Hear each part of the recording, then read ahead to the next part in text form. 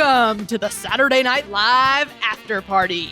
For this month's off-week blowout extravaganza podcast, we'll be discussing Season 48's 3 most recent episodes, hosted by Aubrey Plaza, Jake from State Farm, and Pedro Pascal. I'm Katherine Coleman, and I'm joined this week by podcast staple Steve Finn, as well as New York-based comedy writer and actor Misha Kaz. You can follow Kaz at Misha Kaz. And if you'd like to connect with us, you can find us on Twitter at SNL Podcast. You can also go to patreon.com/SNL Podcast to get early access to all of our Season 48 coverage. It's our patrons who make this show possible, and we are so thankful to everyone who's come on board. All right, here we go.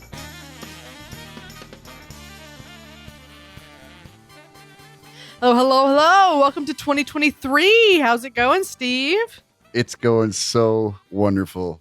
And what I say, that was one of the most flawless intros I've ever heard. First take, one-hit wonder. I don't miss John's 3 or 4 tries per episode. So this is nice. Some of us are professionals and some of us aren't. It's just, how it is. Sorry, that's just what was on my mind while I was sitting here listening. Well, Steve, I'd like to introduce you to my friend Kaz. Kaz, welcome to the show. I'm so glad you're here at long last. Hello, Finally. Kaz. Hi, nice to meet you. At long, yes, that's right. Okay. Oh, other hand, yeah. Okay. We'll get it in post.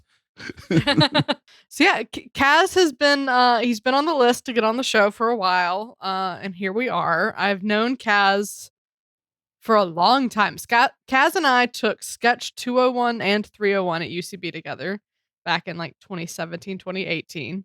And then we've been on a sketch team together. I've directed now I'm the director of that sketch team. We've worked together quite extensively. He's one of my just most frequent collaborators. Like if I write a sketch and I'm like, who's the first person that needs to read this to give me notes? It's 9 times out of 10 it's Kaz. He's very talented, very smart, and I'm thrilled to see what you bring to the SNL podcast, Kaz. Are you excited? Thank you. Yeah, 9 times out of 10 I'm reading it. How often am I cast? Well, that's a different story. But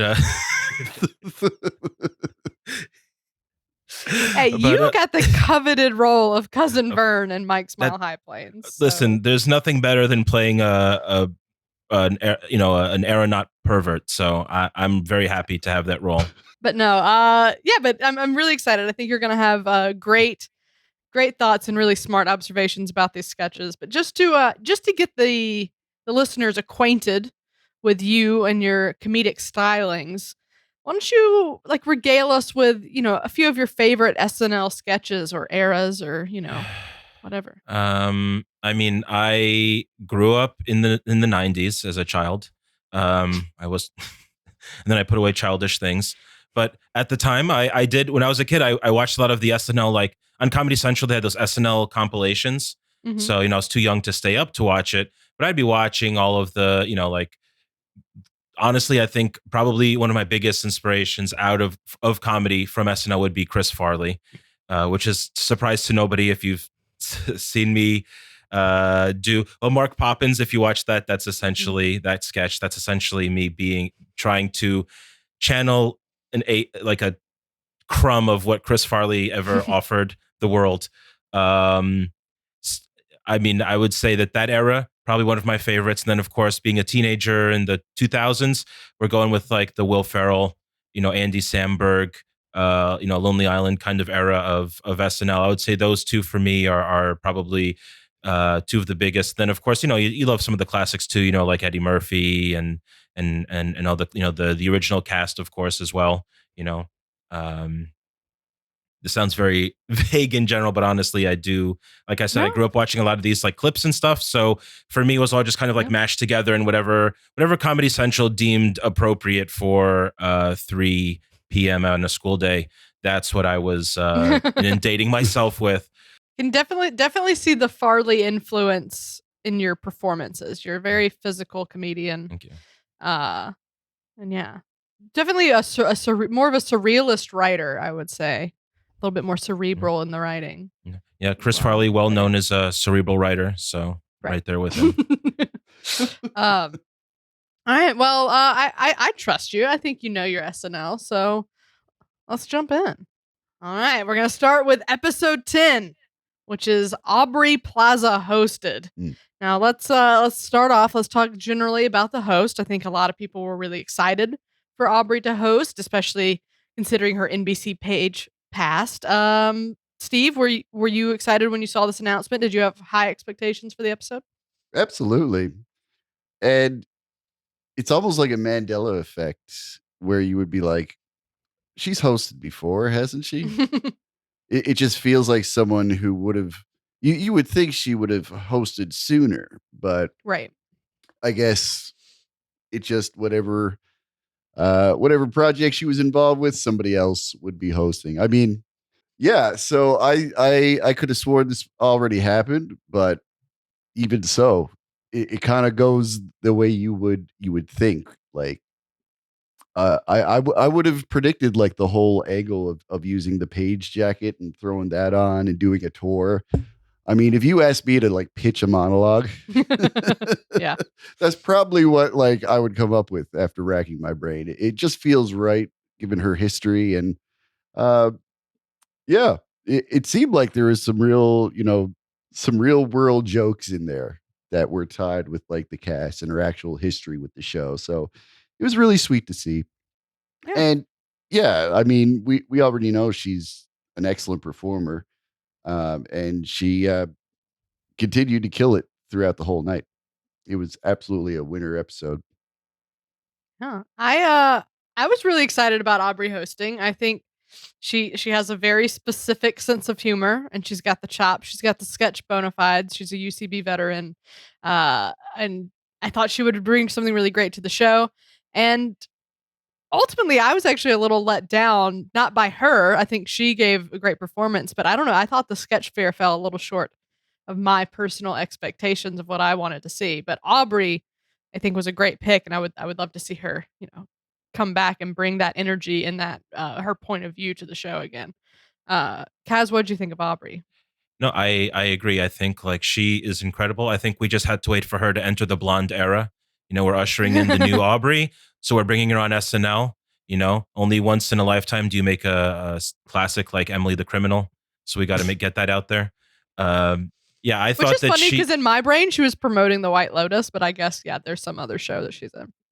Yeah, just a movie that she produced. Not a big deal. I, I, I really was. I love her. I know after Parks and Rec, I think the next thing I really saw her in was like Legion, which was totally not. That was like a Marvel, like dark, like psychological thriller, kind of like almost horror thing. And she's totally playing, what they would say like straight. You know what I mean? There's no comedic thing in there. So I think she's been just stretching her chops, and now she's coming back to comedy through the her spot on SNL. I was really excited to see that. I do agree. I think the sketch fair fell a little short of what I was hoping for.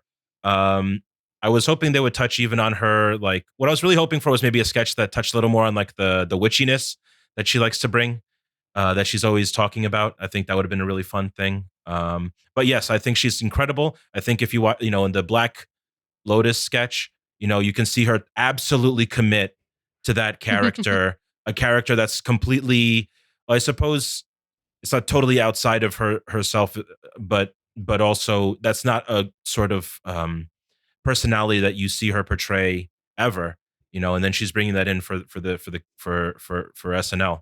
I was, like you said, I think she brought her A game. She elevated everything that she was given. Yeah. All right. Well, we've picked a couple sketches from this one to discuss. So let's talk. Let's dive into some specifics here. Up first is the Miss Universe pageant. And Steve, this one was you. Why'd you pick it? I just thought it was worth noting as an example where SNL just decides to pick something out of like, you know, the viral zeitgeist and say, this is wasn't this funny? And do like the bare minimum with it to make a full sketch out of it. Because a lot of this is just like, one-to-one adaptation of basically doing an impression of this viral video.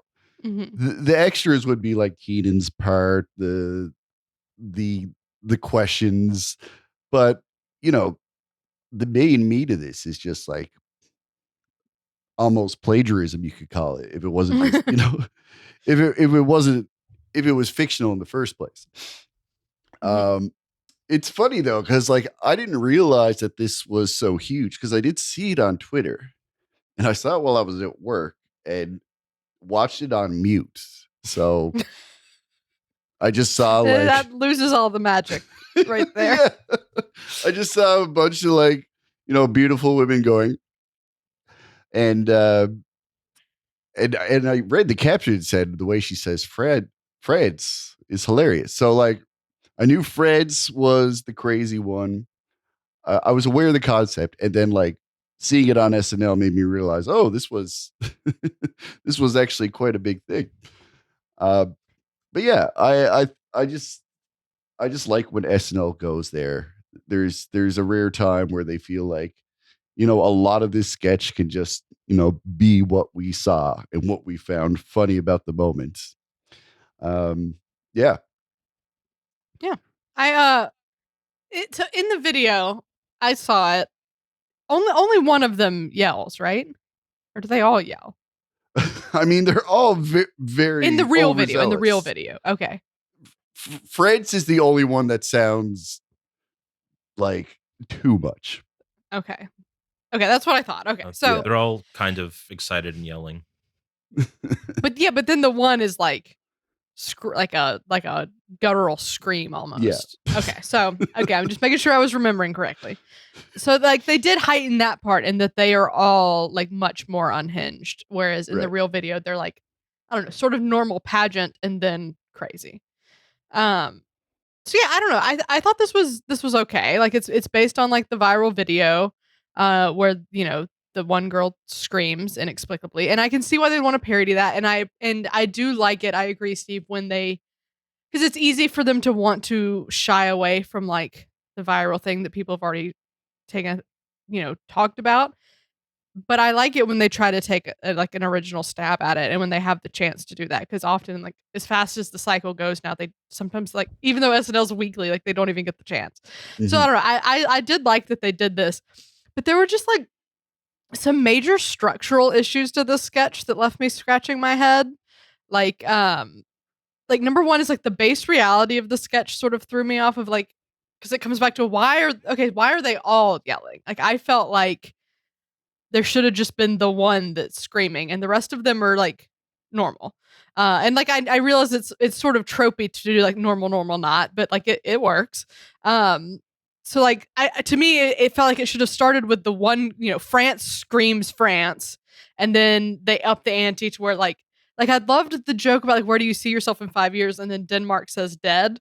Like I think that's very funny, but I would have just loved to see that just with France. And so like the other girls give normal answers and then France. And maybe by the end she starts to pee in a pod them, like she starts to rope them into her craziness.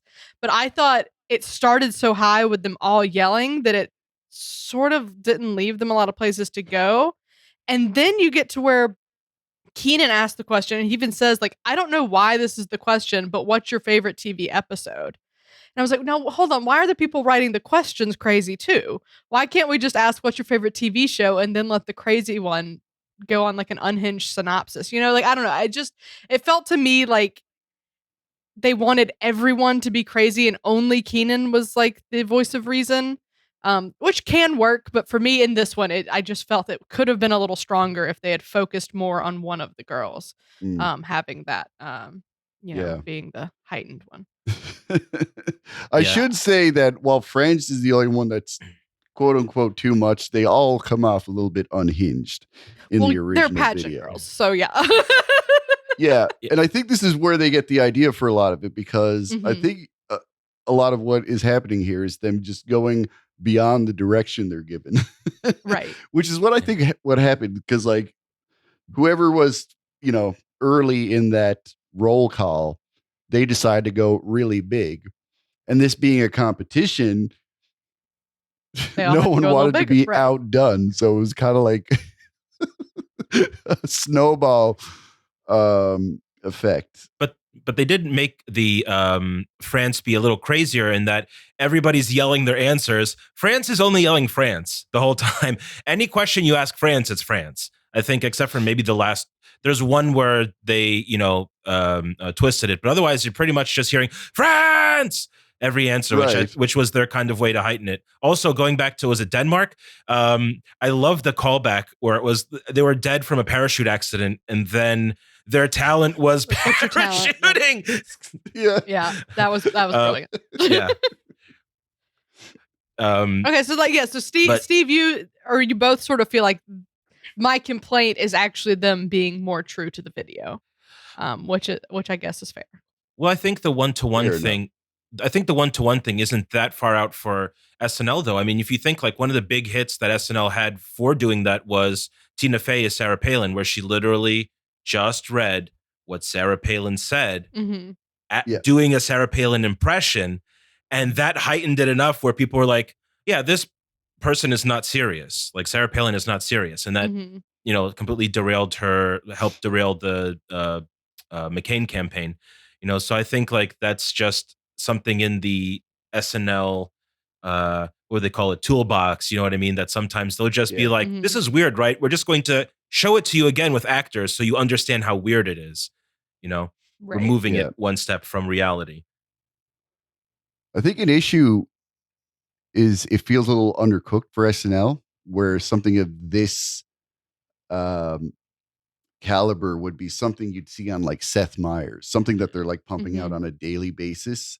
Like he would often do these fake interviews with like pre-recorded clips of Trump, and like the context of his question with whatever the answer was, that was the comedy. So I could see this playing out as like Seth Meyers just asking a bunch of questions and then playing that same clip over and over,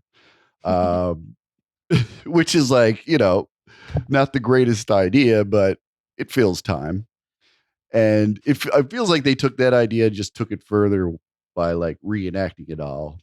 But this could have taken this form as just like a funny little edited piece that you'd made up in a half hour, right? But I think what made it feel maybe unsatisfactory was the ending, where we have like surprise judges, like Katherine, you're saying everything's crazy. Surprise judges, it's the Property Brothers and Tony Hawk, which, listen, I love Tony Hawk. I think that for an ending was just like, they started off at Crazy Town and they're trying to like incorporate the suburbs. That's what it felt like. It was a little too much. I think if we had a more to use a UCB term, since we took classes together, a more on-game ending, maybe resolution, I think that would have made it more satisfactory, would have punched it a little more. But when you have like this really out of left field thing popping in, I think at that point you're just like, it's, I don't know. I don't want to say dead in the water, but it definitely kind of felt like it didn't reach the destination we were hoping for, I don't know. Like, you're right. Like it's not the most creative ending, but it is a very SNL ending. And I don't hold, I don't know. It doesn't bother me because it's one of those things where like, it is part of the fun of SNL is like you do have access to the Property Brothers and Tony Hawk. Like it's just sort of like fun and silly and uniquely SNL. So that didn't bother me as much, but you're right. Like they could have maybe used, if they're going to use those cameos, use them in a slightly different way or added more of an ending on top of them. So, mostly good marks on the Miss Universe pageant. Let's talk about our next sketch from the Aubrey Plaza episode. Sasha and Ian make their game night debut with a wild round of Taboo. I picked this one because I loved it. Look, I love a game night new neighbor vibe. It's just a fun sketch premise. It's a good setting. All right. I love the anticipation because we know as soon as they're like in our new neighbors, you're like, okay, what kind of crazy are these people gonna be? Like, I like the anticipation of like what exactly is wrong with these people. Sometimes it's that they're gonna sing a song. Sometimes it's that they're gonna have an unhinged relationship. You never know. And I thought this really delivered with the specifics. So like every little run of guesses was better than the last. Like when he asked, the night we met, you were on, and she goes, parole, ketamine, fire. Like that is amazing. That is incredible. I was just like crying, laughing. And then there's also this throwaway moment where she goes, "You're turning me on," and Mikey goes, "Oh." There's just a lot of little moments that show a really great chemistry between Aubrey and Mikey in that sketch, and their timing was down really well. And I just really like this. My only complaint is it ended super suddenly. There was no beat 3. I thought beat 2 really didn't live up to the first beat. So for me, it started so strong and then sort of fizzled, but it left a really good impression because that first bit was just so funny. So yeah, I liked it. Kaz, what'd you think? I think that I agree with you. I think this is where they're actually like giving Aubrey Plaza her moment to be unhinged. Like you're saying, she's on parole, she is on ketamine, she's on fire, and then the whole bit with like, okay, the other night was like, we had a fight, and you threw, and then she's just listing everything, and you're just like, what the hell has she not? What is left in this house? And it's the dog. I think we're finally able to, that was the sketch where they're finally able to really like play into that kind of like insanity that Aubrey Plaza loves to project in her comedic roles. I agree that I think that it also kind of like ended suddenly. I guess they were just too horned up to get a blackout. But I guess they just weren't sure how far they could go. Maybe, I don't know. But I was really hoping for a little more. I love that kind of like side game with like they're just getting horny from being very weird. Being good at game night, Being good at game night, yeah. It definitely feels like they, like after dress rehearsal, or they were like, we got to cut a minute off the sketch, and they're like, all right, just tear out the last page then and call it a day. Like, Steve, do you have anything to add? I just think this sketch is a great example of the magic of comedy, because this whole situation that's painted out for you as you watch this sketch. By the end of it, you have several phone calls to make. You don't know where to start. You're concerned for the safety of their daughter, for which they do unflattering impressions of. It seems they're running out of states to live in. Just the more you learn about these people, the more holes that are poked into their life, the more horrid and dark it is. And that's the thing, like to meet anyone like that in reality, there's nothing funny about any of that, but just the way that it's presented to you, the way that it's just, they're so cavalier about it, and just they have a shorthand of dysfunction that is like just the whole casual delivery of it makes it so unsettling that's what pushes it into the realm of laughing, of humor. Yeah. I kind of like that it ended like on a snappy joke and then it was out. But that's just me. I mean, it is interesting because if you had asked me the night of how long was the Taboo sketch, I'd be like, I don't know. It was like 90 seconds. I don't know why they cut it so short, but it was a full 3 minutes and 43 seconds. Like, yeah. So yeah, I don't know. But I don't know. I guess maybe that speaks to like the pacing was maybe a little interesting, but yes, I know you're used to that getting you like 1/3 through a Taylor Swift song, but that is a good bit of time. Touche. Yeah. I mean, obviously something about it worked well enough that I was like, we got to talk about it. So, it's a win. So yeah, that wraps up our Aubrey Plaza coverage. There's some winners in there. I think we found some stuff to like, even if, I think Kaz and I were maybe feeling a little lower on the episode as a whole than Steve, but fun to be found for sure, and great performances from Aubrey. So let's jump into Michael B. Jordan. And Michael B. laughing, am I right? Michael B. shopping. So yeah, Kaz, did you find Michael B. Jordan to be a capable host? I think yes. Actually, I think that he was very brave as a host. He does a lot of dramatic acting. Now he's doing the new Creed movie that he directed as well.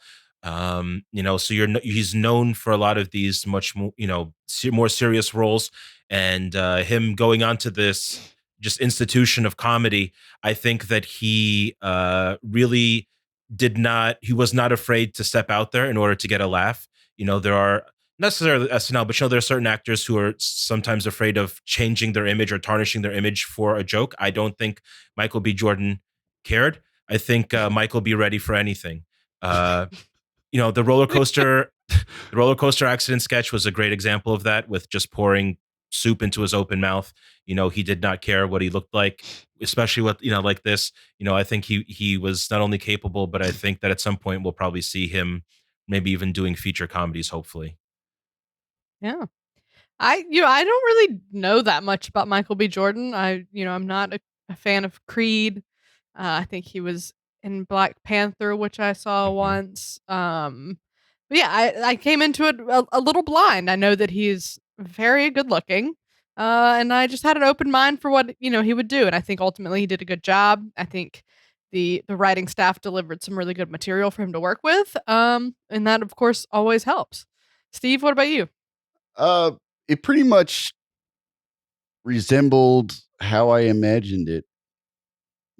When the announcement was made, and I was like, okay, what would that look like? It kind of basically that's how it played out. A lot of the humor, he did make me laugh, but he also didn't surprise me, making me laugh in ways I wasn't expecting. Like, a lot of the humor was based on him being like a superior man.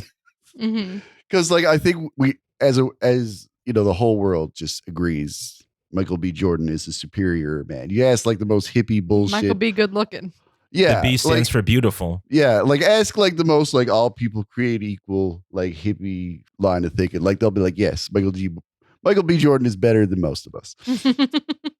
Yeah. So I think his intimidating aura and all that was used for comedy. Basically, I got what I expected. I see that point. Like, I think you're right, Steve. A lot of what they drew on was like he's good looking guy. He can be Jake from State Farm. He can be the masterful Toyota salesman. Like, it's like intimidating, and then like he's a fighter. He can do the fight voiceover. So like, yeah, like they used him in very specific ways. That yeah, I see your point. They weren't necessarily surprising. I sort of like that. Like, I like it when when I watch an episode and I'm like, oh, they really sat down and brainstormed what's good for this specific host. Like, Right. I think that's sort of fun. But I also like I agree, Kaz, that it seemed to me he came into it ready to play around and have fun and do whatever they asked him to do. It just so happened that what they asked him to do was be attractive most of the time. All right, well, let's talk about the sketches that he brought us then. Up first, Southwest Airlines. You obviously don't respect yourself, so why should they? And I picked this one because it's brilliant. I think Southwest has always been the most garbage airline. I don't know why we were surprised that they fell apart. Anyway, I digress. The sketch itself was amazing. So I thought Heidi in particular gave an amazing performance. She was just really good. Great deliveries on all of her lines, especially towards the end when she got really sarcastic about it. And then all the specifics again just really, really heightened this. They could have said, we upgraded our laptops, from a 2002 to a 2012, but they were like, they specifically said the 2002 IBM laptops with the little red nipple in the middle. Like, that's just really great specific. That's just really good writing.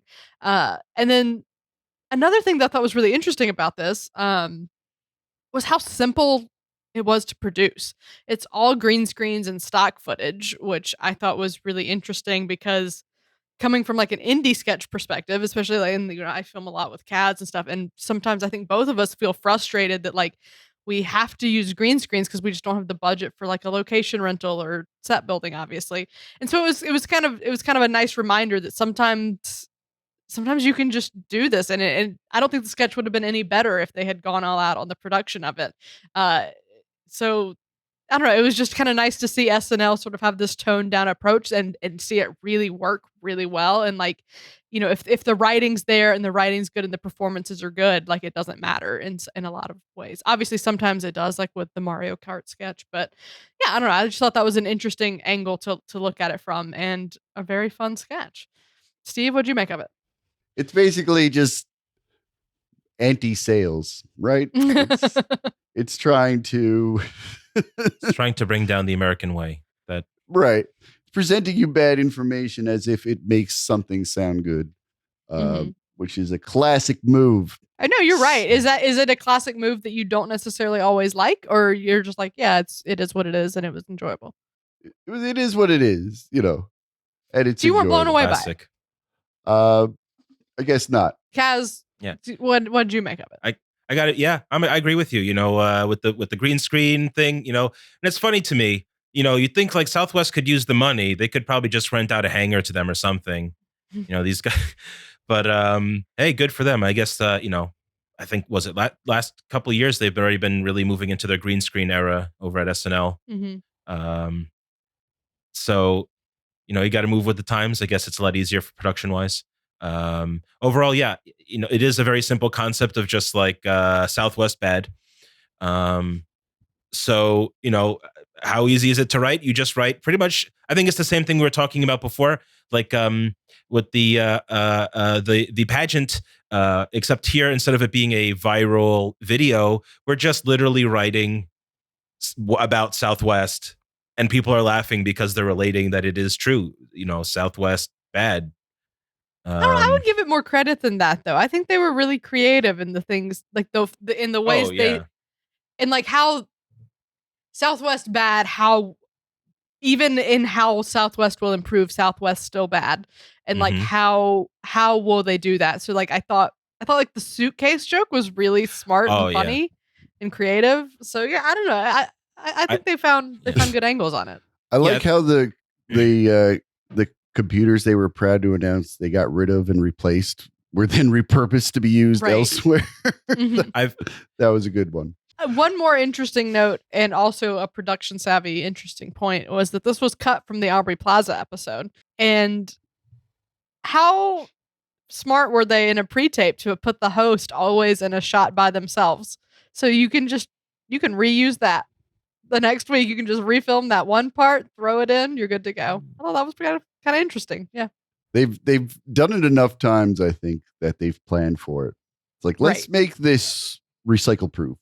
Exactly. Because sometimes you see them, they go all out on this pre-tape and then it gets cut and they put it on YouTube, which is great, but like I don't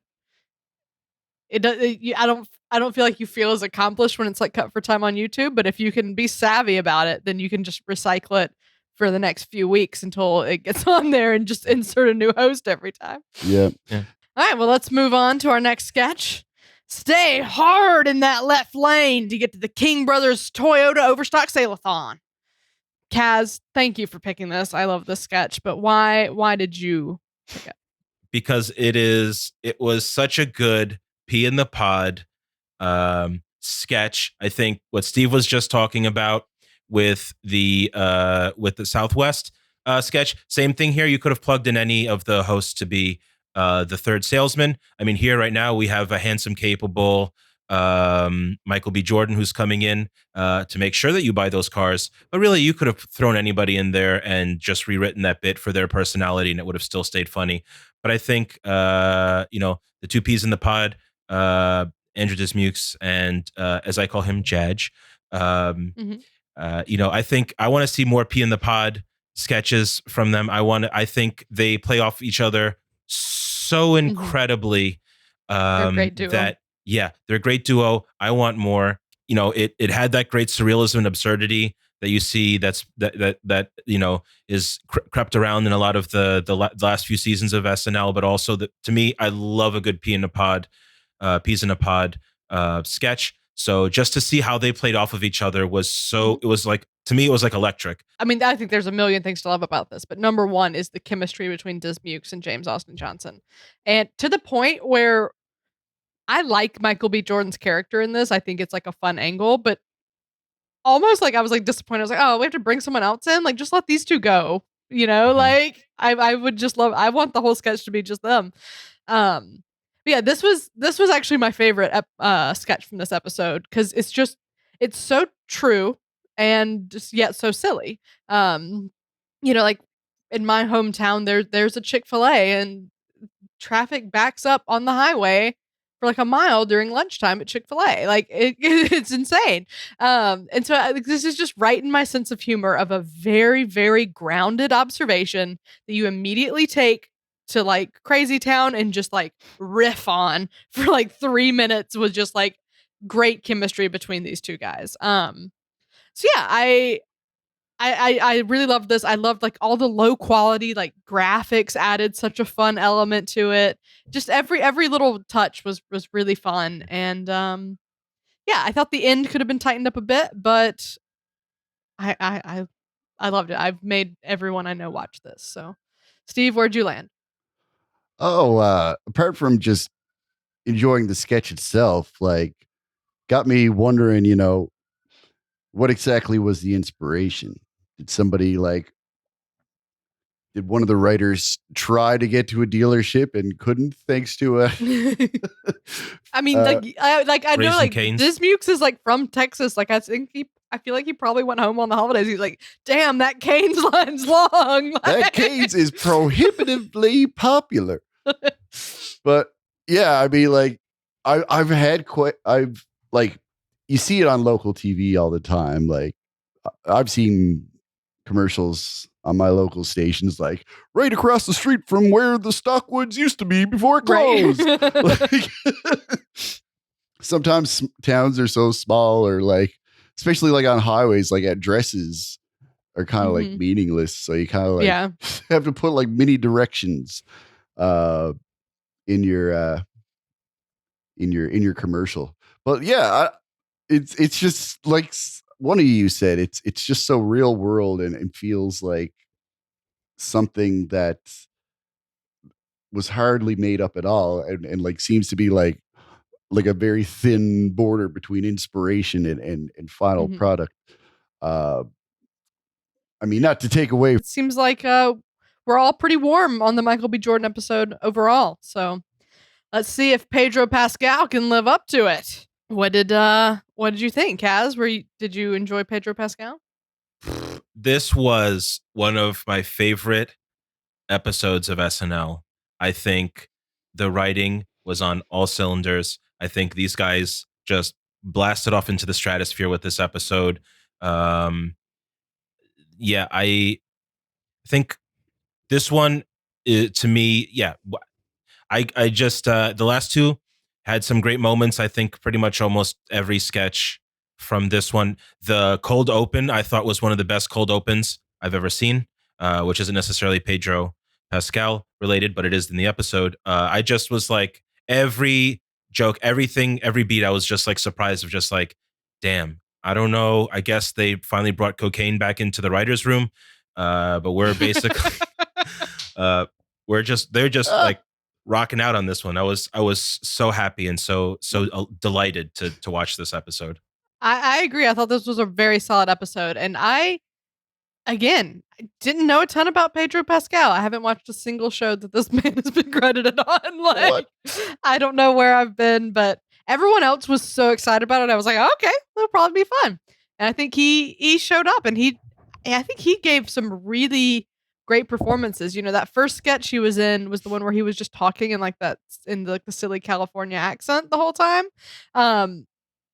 And it's a sketch that I probably wouldn't usually like, but I thought his performance and the way he committed to it really, really worked, and it made me excited to see like what he was going to bring to the rest of the episode. You know, so I agree with Kaz. I thought this is probably the strongest of the three, and I really enjoyed what Pedro Pascal in particular brought to it. Steve, what did you think? Yeah, you could just do an inverse of what I was saying about Michael B. Jordan uh, on some things. Like the way that I wasn't surprised with Michael B. Jordan, those surprises were abundant with Pedro Pascal. Um, I am familiar with his work. Uh, Star Wars nerd. That's me. So Mandalorian, obviously, I have seen that. I'm watching. I've never played Last of Us, but I'm watching Last of Us. Judging by the ratings, I think that describes a lot of the people watching. So, uh, yeah, he's a great actor. I've nerded out to enough of his like work that I've seen behind the scenes pics and stuff, and he generally seems like a goofy dude. So like I was like, I would like to see this side of him come out. There's so much to unpack because I loved him in so many ways. Like I loved like the shit he went for. I loved the way he reacted to things going on around him. It was just like all the things you love from a first time host. Mm-hmm. Like the reason we loved Ryan Gosling was because he looked like he had the time of his life, and like just couldn't contain his giddiness. We got that from him. We got him like playing against type, doing things we wouldn't expect him to do. Like it just ticks off all the boxes of things we like to see in a host. Yeah. So yeah, For it was so great. Awesome. Well, let's talk about the specific sketches we've picked. Up first, a table of beautiful women and one funny one get hit on by Italian waiters. Kaz, why'd you go with this one? Number one, we got to stand our funny queens. That's top of the right off the bat. We got to say that. But yeah, this I think structurally I loved it. I think that they were so, again, to use the term, on game with this. We were presented with it very early on. Right at the top of the sketch. We didn't really waver from the game too much until maybe the end, but overall, and they just kept tightening it in really fun ways. I also love the inverse, where instead of like we were talking about earlier, where you have normal person, crazy person, they're all normal. It's just the waiters have decided that one of them is not, even though they give the reason later. But up until that point, when they give their reasoning, which I personally don't think they needed to do, I thought that was just so funny. I also love the fact that there's just an unlimited amount of Italian waiters in this very intimate restaurant. It looks like there's 5 tables. You have a maitre d' somewhere, and then like 70 like Italian guys walking around pouring carbonated water. Yeah. I don't know. You're paying a whole salary to a guy to bring out like a candle. Yeah. Like, no, delegate that to the waiter. Absolutely. Like, we brought over everyone from Nona's Village to work in this place. That's one of my favorite gags from this sketch actually is the candle thing, where they put up the little intimate candle, the two favorites. They put up the intimate candles, and then the waiter walks over and unscrews a light bulb from a lamp that is conveniently just hanging over Sarah Sherman. I love that. And then the chef is giving everybody a free sample, and then they just have a crock of chili that they bring out for Sarah Sherman. I thought that was so good and funny. And then the random throwaway, that came back later, line about the your motorcycle is leaking oil outside. I don't ride a Harley. Yeah.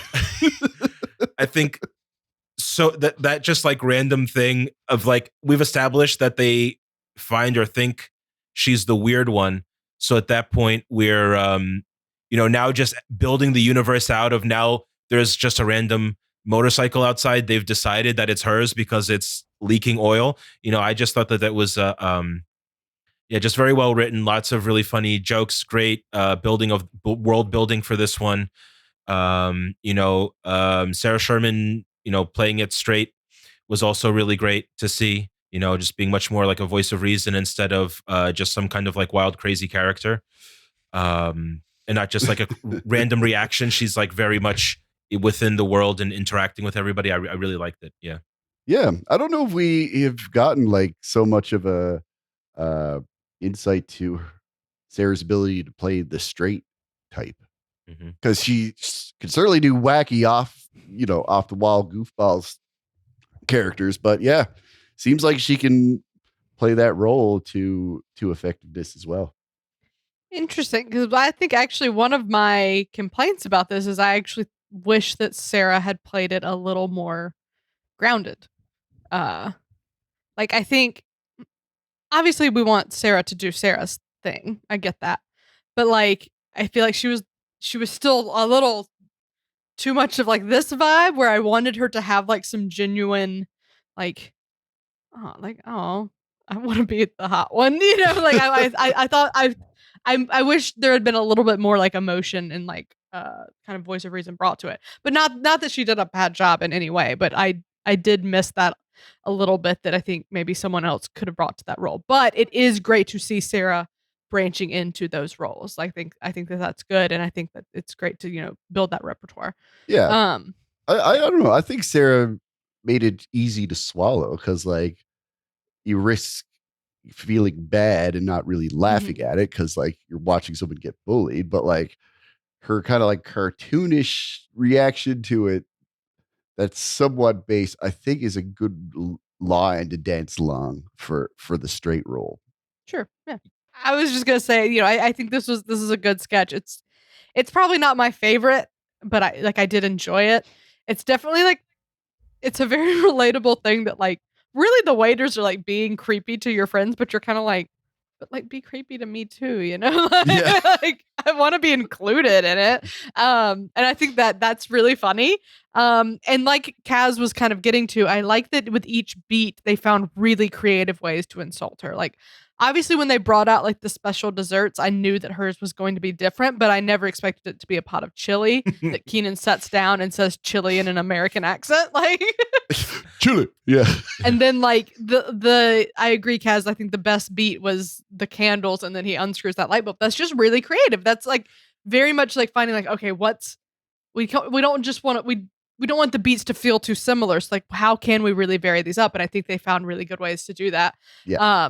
So yeah, I like this. I like that it has sort of Liz Lemon vibes to it. And yeah, again, the ending, the famous complaint that the SNL ending was not, I didn't think, the best ending, but it's a fun sketch executed very well.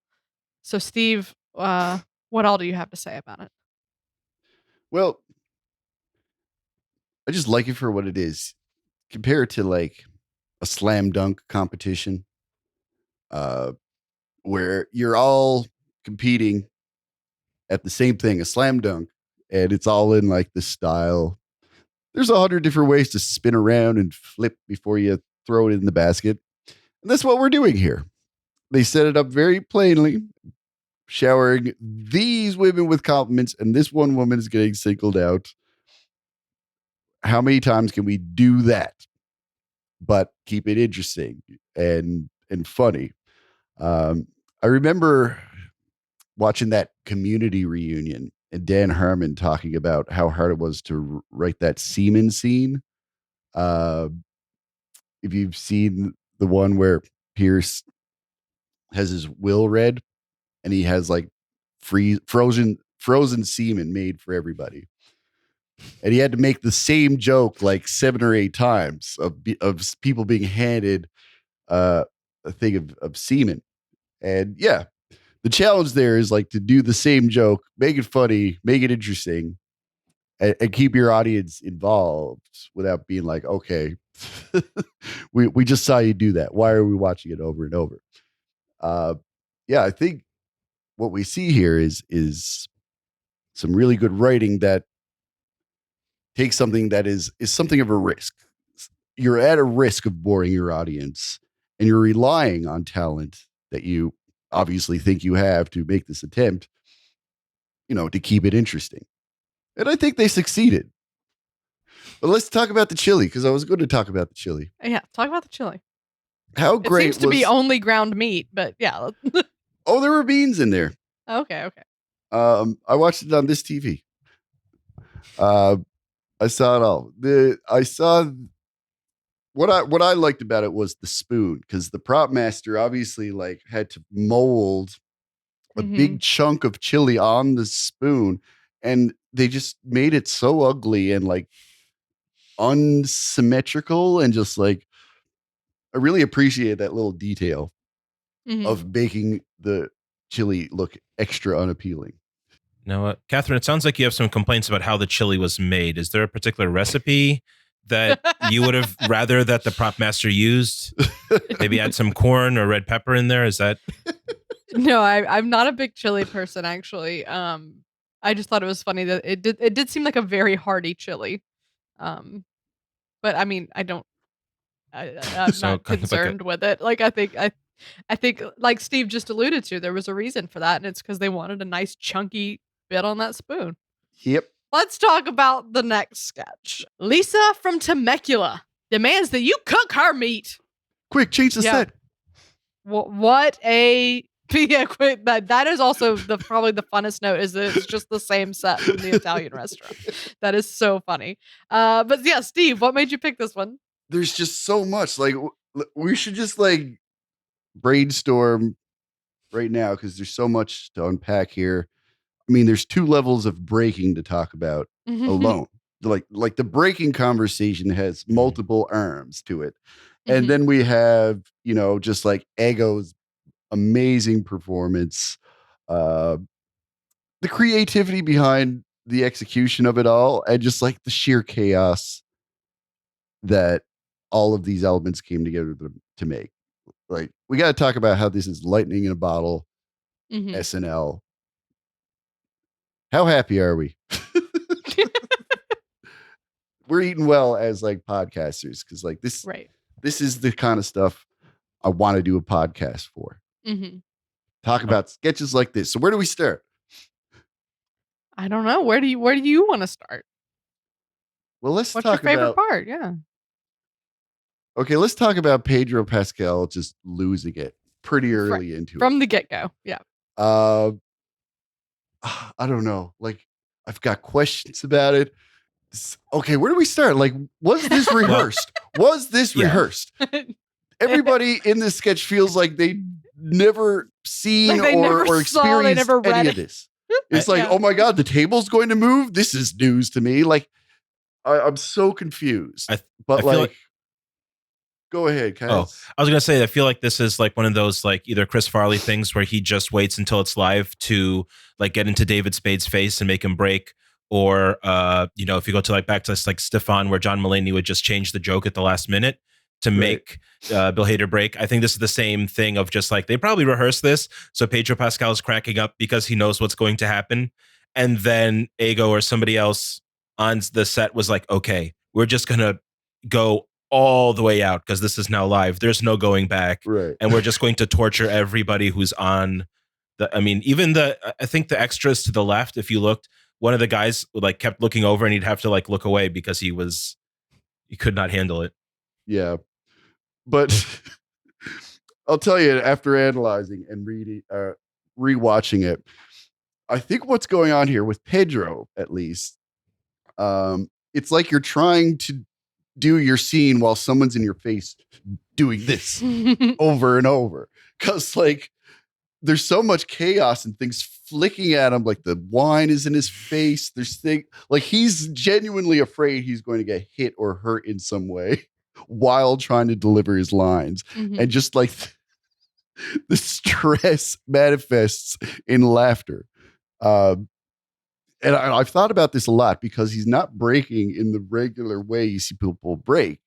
Like he didn't even have that instinct to like try and suppress it and kind of like let it out. And I was just so fascinated by it.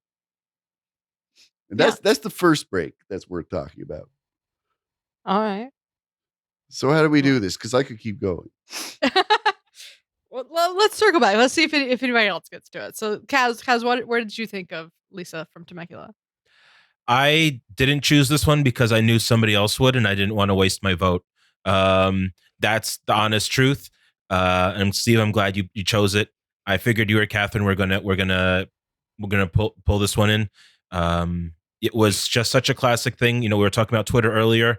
Before I got around to actually watching the episode, a couple days later,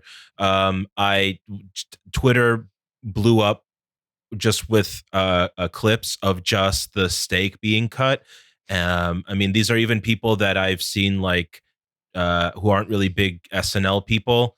So this is a sketch. This is one of those classic sketches. It's reaching everybody, and it's that thing we were talking about earlier, where like just the simplest of things can be the funniest, and it's just this cutting of the steak, with the and I think the Pedro Pascal breaking, like you said, I think it definitely was him probably just being like a reflex of just being like, I'm about to get splashed or hit, or someone's going to stab me. Yeah. This table is going to fall on me, and he just can't hold it together because it's so chaotic. Even if they rehearse it to some point, he knows that there's no guarantee of anything happening in this sketch, which I think for me, that is the beauty of live comedy, is when things can get so chaotic that you're not sure if things are going to go even according to plan, even if Right. you've rehearsed it before. And I think they were able to, like you said, this was lightning in a bottle, and they were finally able to, with this sketch in this episode that I think was up here, they shot it off to the moon with ending on that note. Oh yeah. Yeah, Oh, I think like you said, this is the type of situation that is what makes SNL great, and live comedy in general great, but SNL in particular as far as TV goes, because you just don't get this. You don't get that contagious energy where everyone on that stage was having the most fun they'd had all night. And it showed. Like you really saw that. And what's fascinating about it is that there's no reason why the sketch worked. Like on paper, this is not that funny. Like it is ego wotum almost exclusively is what makes this. Like she just is incredible. Because like I said, from the writing, there's not much going on here. It feels like a very real thing that like someone's relative demanded their meat be cooked extra well done and said, cook my meat. And they just went with it. Like the writer was just like, that's a weird thing to say. And just like, was like, let's do a whole thing with that. Ego will be perfect for it. And she was. And like, they just really took it to insane heights. And Ego, the way she sold it, then making everyone break in that contagious, joyful way that is genuine. It's the good kind of breaking as far as I'm concerned. That like, they really were having the time of their lives. She was really cracking them up. Like they were genuinely laughing. And it makes you laugh. It's a contagious energy. And so, yeah, I thought that was so fun. Like when her delivery, when Devin says, we've gotten some complaints, and she goes, what? Because we're black? Immediate cut to Bo and Yang just cracking up because her delivery was so good. And I think it just got him. And like, I was like, that's hilarious. And then, I don't know what it is about Lisa from Temecula, but we love her. And there's also this interesting moment at the end where they cut to the wide shot and Bowen's kind of doing this, like someone off camera is like, we're out of time. Y'all have to end the sketch. And then they cut it off. Pedro starts to say like a blackout line or something and the sketch just ends. And so I long to see the true finale of Lisa from Temecula. But yeah, this is that lightning in a bottle. Once in a blue moon, everyone was having fun, and it came through the screen and made you have fun with them. So this was a win. Ego's performance, though, my God, there's something brilliant going on here with what Ego's doing, because she knows exactly how much of that table is doing the work for her.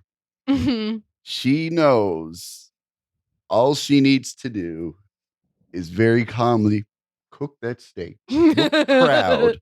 There's very little in her performance, and that's exactly what this needed. And this is the work of a true professional, is that she knew the effect that this table in front of her is having, and she didn't need to like compensate much with her performance. In fact, it would probably get in the way if she did too much.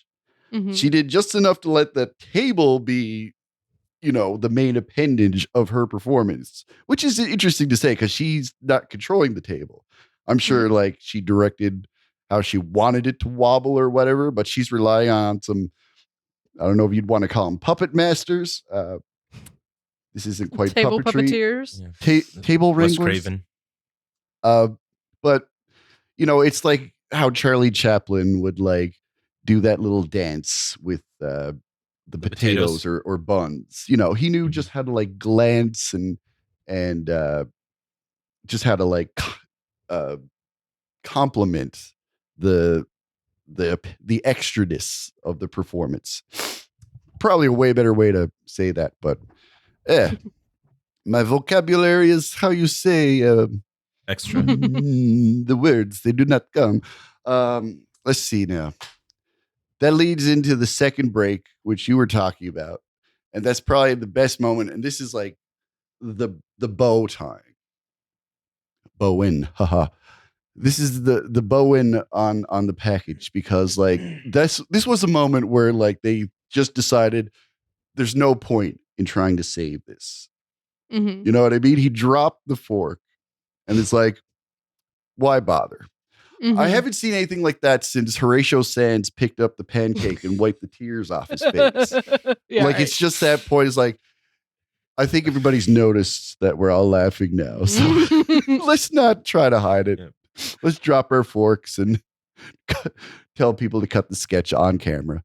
I have to stop somewhere because it's just too much excitement from the sketch. Like I could go on all night.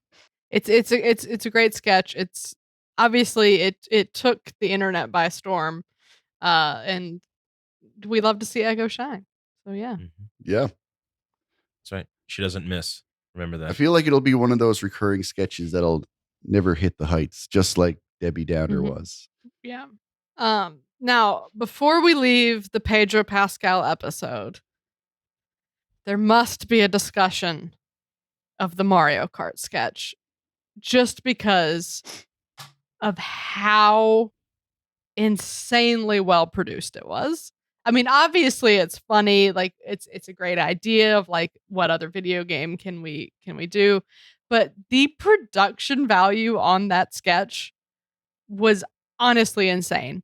Was just like out of control, from the giant like flickering boxes, and then like the costumes were all on point, and just everything was so good. And I'm told, Steve, that you're aware of the VFX house that helped with this or something. Well, I'm aware of some people who said that they were a part of this.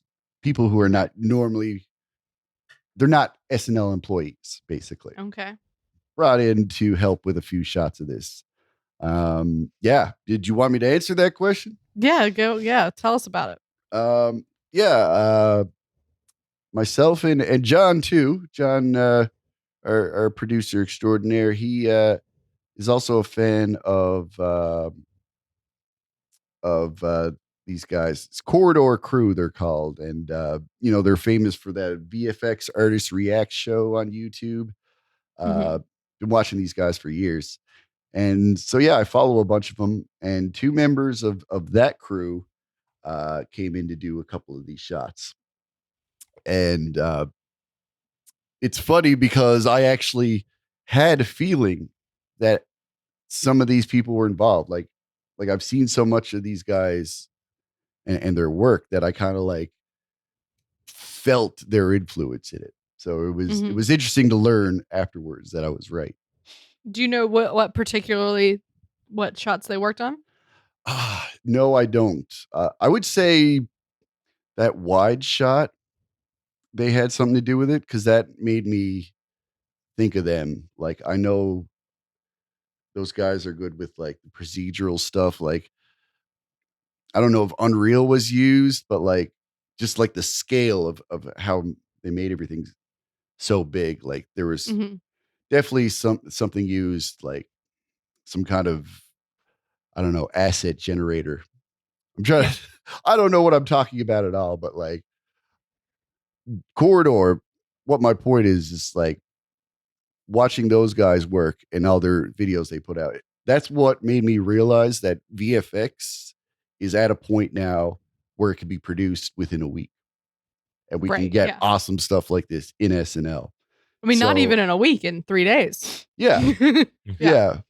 Something tells me they had this idea a little sooner because, like, it was all so perfect. Like, Pedro Pascal kind of looks like Mario.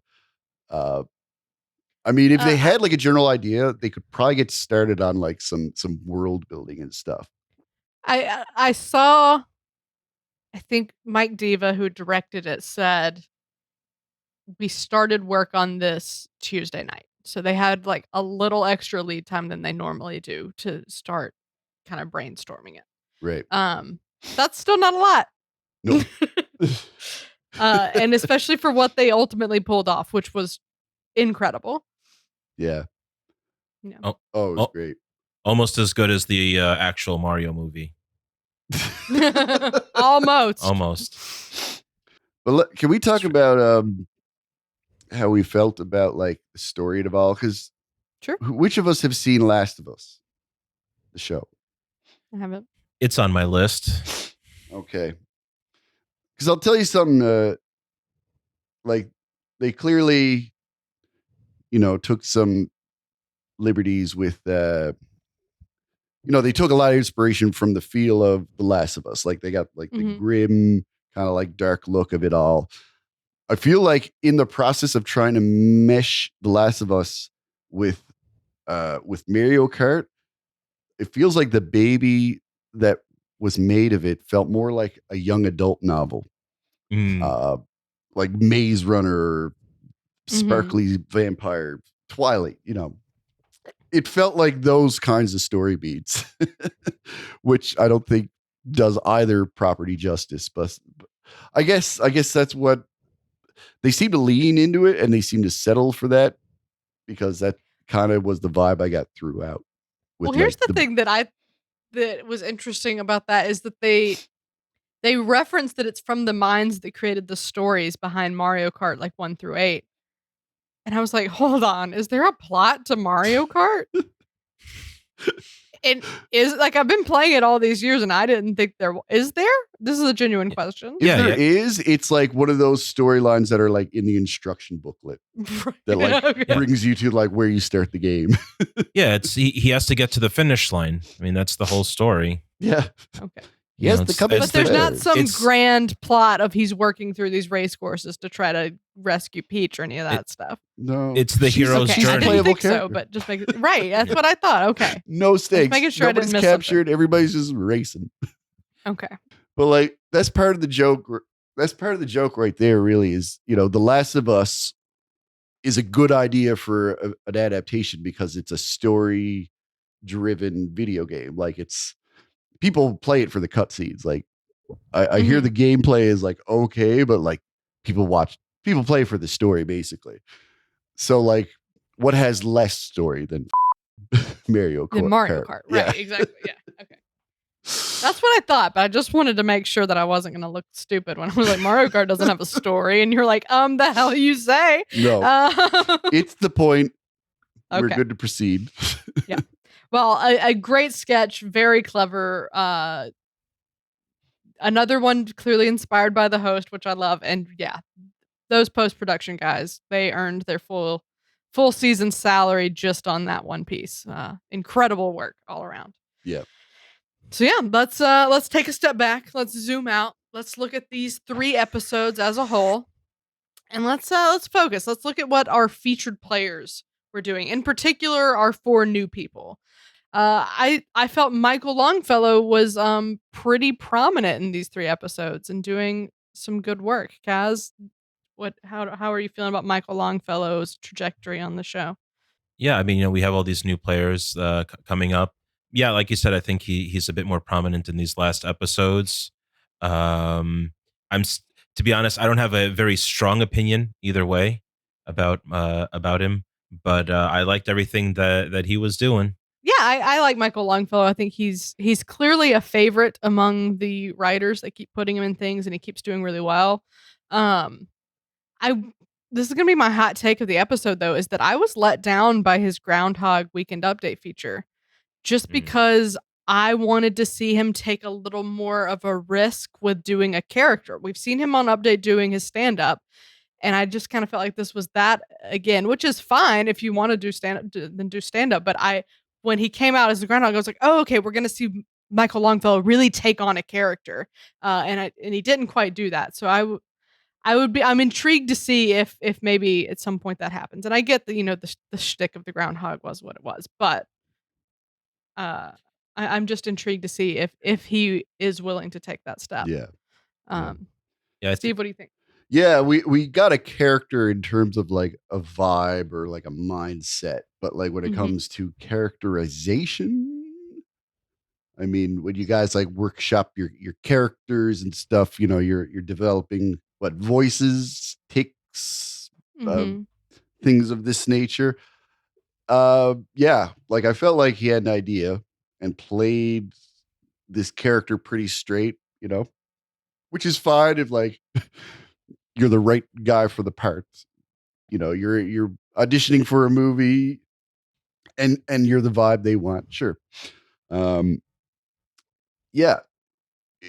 It's one thing to have like a funny idea and character. But for SNL, is there enough color to this? Is there enough to latch on to and enjoy? Because if he's like a Pete Davidson, that's fine. Just don't go halfway into like doing character work. Right, You know what I yeah. mean?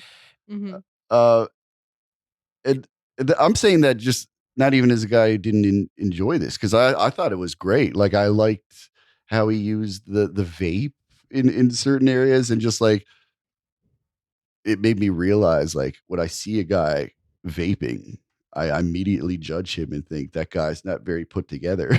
And I felt like that was like an astute observation that made me go, huh, that's something I didn't realize I had a preconceived notion about. I think Katherine does have a point that it feels like the groundhog character was like him recontextualizing what might have been a stand-up bit that he's either done or was thinking about doing, having that, so he kind of just may have had it sitting around and he was like, huh, I could do a character about a groundhog if I just like put my jokes about a groundhog out of the groundhog's mouth. So I don't think that he really perhaps formed it in a way that it's from the groundhog's point of view. He's just having the groundhog say things that he would have otherwise observationally said about, the things he would have observed about a groundhog on stage. I think instead he just had the groundhog say, and because it wasn't correctly reformatted from the groundhog's point of view, and Steve, as you're saying, we didn't have those like little quirks or something that you sometimes love to get from our SNL we can update characters. It didn't feel fully fleshed out. But there's definitely a few other great players on SNL. There are some of their early characters you could see they're still figuring it out, but within their second or third season, when they're up there doing the characters, they're knocking it out of the park. So this is maybe just him. This is him taking the steps to figure out how to exactly do that. Yeah. So I wouldn't worry too much. Yeah. Yeah, I think he's a great comedian. I think he's doing a really good job on the show. That was just something that stood out to me. Yeah. He can choose a lane. I like to see the ambition. I would rather him continue doing characters and things like that, and maybe get to a level like Keenan. Like Keenan is not a chameleon by any means, but like he uses what he's got to make characters that feel like characters. And you may recognize every single beat that he's done. Like if you've watched Keenan through the years, you've come to learn all the ways that he can make you laugh. You're not surprised, but it always does make you laugh because it is truly funny. But like you'll always see the Keenan in it. So like, oh yeah, I'm saying this because I don't think anybody is saying we want Michael Longfellow to disappear into his characters and be the next Daniel Day-Lewis of comedy. It's nothing like that. It's just like right. All right. Well, let's talk about Molly Kearney. Kaz, how are you feeling about Molly? I think that they are a great performer, very funny. But having watched these 3 episodes with a more critical eye for this distinguished podcast, I feel like, to me, it does feel a bit like now with A.D. Bryant being gone for one reason or another, they've decided to try to make them into the next 80. or at least like if some of these writers had ideas that they were able to flesh out, for some reason they're just pushing Molly into that role. I'm thinking of like the the sports cold open. I think that's the Aubrey Plaza episode where we have them like dressed up like uh what's that guy's name? But we have the name of that What coach. is that guy's Yeah. name? Jesus. Yeah, but yeah. But I mean, like that's a total 80 Bryant kind of like character thing. Mhm. Even when they were dressed up as a nun, that's another sort of like thing you would have seen 80 do. So I feel like we right now, I think the writers are trying to figure out how to uniquely write for them, and maybe we're just not there yet. Maybe they just need to get some of this stuff out of their system, and then we can Yeah. finally get. I was going to get say, it. Ken, they had some stuff written. Yeah, they're just It's like, I don't know. wait, don't leave. Yeah, We still have stuff. you got Molly 80. Well, why not? Whatever. Yeah, Oh, you do it. You do it. yeah, you do it. Why not? Come on.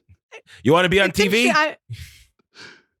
It's interesting because I'm always hesitant to say, like, it's the same thing with Lauren Holt. Everyone was like, oh, she's just 80 light. And now, like, a lot of people are saying that with Molly. And I'm always hesitant of, like, and I'm not saying that you're doing this, Kaz, but I'm like, is it just because, like, they're a plus size, sort of Molly is non-binary, but somewhat female presenting person on the cast. And like, that doesn't necessarily make them an 80 replacement, but I can kind of see why you're specifically saying that with them. But yeah, it's interesting because I don't think Molly has the same stylings of 80 at all. No. And maybe because if possibly the writers are trying to slot Molly into those slots, that's why it's coming off as if there's not a ton of range, because it's just like, this isn't what I do, Yeah. Totally. But yeah, I don't feel like Molly's quite found their footing yet. Yeah, that's exactly what I mean, is that I feel like they're not being given the place to be themselves. They're being put into a slot that isn't for them. Right. Let's say like, we already had an 80 Bryant. Let's let Molly be Molly and figure Right. out their own voice on SNL. I mean, when they cast you as Miss Denmark and you play it like a drill sergeant, there's some kind of disconnect there. It's apparent. Molly's had a few moments to shine, and I really liked what they did with Aubrey Plaza in the Catholic school announcement sketch. I thought that was a great showcase and showed something I was waiting for. Like, I just chirped them for, not playing a character as I would have thought. When I saw them do the Irish voice and the the Catholic character, that's the first time I saw them do something that was more than just yelling and just being an intense person, which they do, and it's funny, but it was like a little bit too much of what I was seeing from them, Mhm. So I started to see more range coming from Molly after seeing this sketch. And yeah, I think if anything, after this stretch of 3, I have more admiration for what they do. And I think I just understand more about what they can bring to the show. So I'm happy about that. Sure. Well, let's talk about Marcelo Hernandez, who I think is really coming into his own. I think we saw a lot of Marcelo in these 3 episodes, including a few that, seem, to really feature him, maybe even pitched by him, written for him. Like there were like the Dominican towel guys, and then like the Hispanic mom sketch. And I think he's doing a really solid job, and I think his charisma is just going to take him pretty far. And it's nice to see. I think he had a pretty good start, but it was sort of I feel like everyone was lagging a little bit behind Michael Longfellow, and I feel like Marcelo is like getting up there with him now as far as the writers being comfortable kind of slotting him into things. So Mhm. that was exciting for me. Kaz, what do you think of Marcelo? Yeah, I agree. I think you saw him pretty much like all over the sketches. I think pretty much anything he was doing, he was really nailing. Yeah, in any of the sketches I saw him in, he didn't even feel like he was like a featured. He just seemed so very natural in the roles. And I'm guessing, like you said, maybe these are stuff that he pitched. So his role might have been perhaps written a little more for him. Um, so so yeah, I just watching it, I was like, yeah, this just like I was saying with like Michael Longfellow, like I think this is a player that definitely just given on his comfortability level and everything else, like I think this is somebody who's going to be sticking around probably for at least another season. Absolutely. So I'm very just very funny guy, very talented, and I'm glad And like I said, the writing is pretty much like very well done around him. So Oh, Marcelo. Yeah, he's doing good. This has been like a closing in of sorts, as you alluded to. Longfellow kind of being ahead in the pack. This is definitely like a sprint on Marcelo's part. Love to see it because not only is it good work, but it's like something that's you know maybe culturally underrepresented. You Mhm. know, uh we we had Julio Torres on the show who did some amazing stuff with a South American voice. And we had Melissa for a while, but she only had so much to say. I think Marcelo is doing some uh, content about Latino culture or Latinx culture, I should say. That's really interesting to like watch. I feel like I'm learning a little bit about that uh, that life from this stuff. I feel like it's authentic. And that's just Mhm. a feeling I have because that's not where I come from, but I do feel like I'm at least watching something that's true to them, Mhm. if that makes sense. Yeah. Let's talk about Devin Walker. Didn't watch. Uh, I feel like we didn't really see a ton of Devin in these 3 episodes. Uh, but maybe I'm mistaken. Kaz, what do you think? yeah, I did also feel like he would just kind of like pop in here and there, say hello.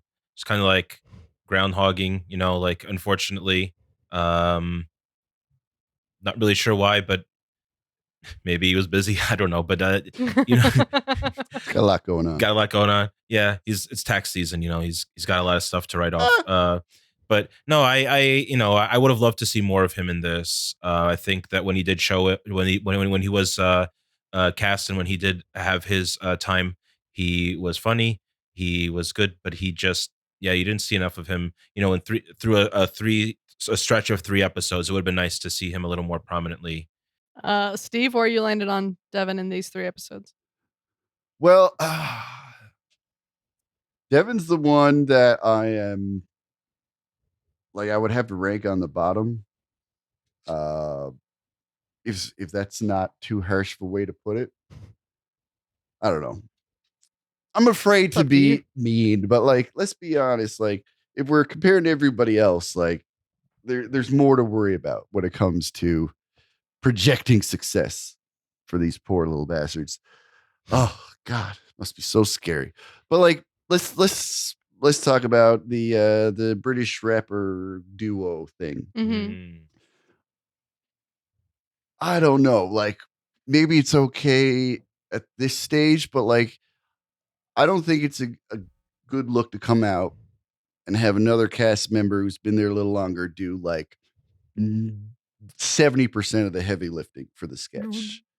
Yeah, Like, like, I hate to say it, but just kinda run in circles around him. Yeah. yeah, like that felt like bring your daughter to work day or some shit. Like, it felt like it felt like, when you have a host who like needs a little bit of help to get through a sketch. You have a sketch, one of the cast members next to them to help them out, to help them through that, which is understandable when it's a, athlete or something. But when it's literally a cast member of the show, it's not a good look.